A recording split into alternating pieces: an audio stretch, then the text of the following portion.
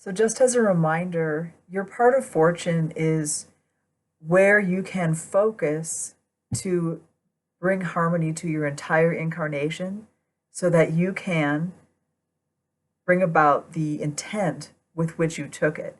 Just to remind you, you are essentially an angel or a spiritual being. You took this incarnation, you selected it because it offered you an opportunity to channel the universal will in a certain way that would be useful to you in your development through many incarnations. So the part of fortune aligns your sun, your moon, and your rising sign. And the sun, of course, is where your spiritual self comes through and sort of peeks through your incarnation now. And then the moon is your intuitive animal self that can nurture spirit if worked correctly. And then finally, the rising is your earth, your elements. And by making all three of those in alignment, by focusing, moving from your part of fortune, you bring about success and harmony. If you'd like to learn more about those details, like I go much more deeply into them in a couple of videos, those are linked below. However, this particular video is for me to be able to talk with you about your fourth house part of fortune. The fourth house governs essentially how you are rooted. So you're going to be focusing for the maximum harmony in this lifetime in how you're rooted. Oftentimes that is how you essentially set up your home.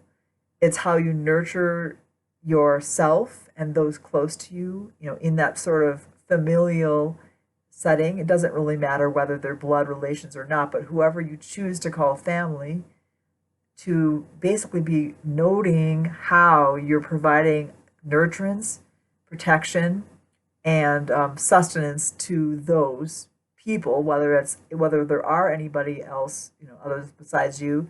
Could be dogs, could be plants, could be other humans. It doesn't matter so much as the idea is, and if you're alone, then the idea is to be setting up your home in such a way that it is nurturing yourself.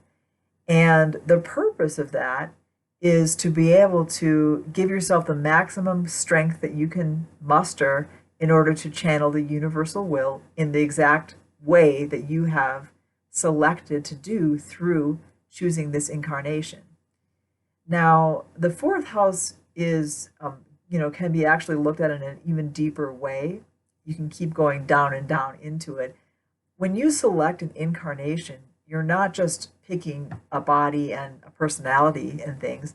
There's a whole set of ancestors, just lines back, that are determining who you are, not just physically, but even in terms of patterns that you inherit. So even as the angel, you really have nothing to do necessarily, unless you've chosen to reincarnate in the same family over and over. You have nothing to do with the family, but once you step into the incarnation, you're inheriting this entire line, ancestral line. And the reasons for that or the intent behind what you've chosen, only you can discover that. So it would be great to do work on ancestry, and that can include adoptions as well as physical, because remember, the family genius isn't just something with the DNA, it also has to do with the spirit.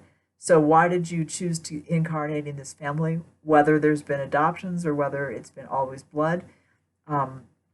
What is it, if there is something about this particular family that assists you in changing the world in a certain way, not by necessarily crusading, but by becoming more and more harmonious in yourself, in whatever you inherited. So that's another deeper level of the fourth house work.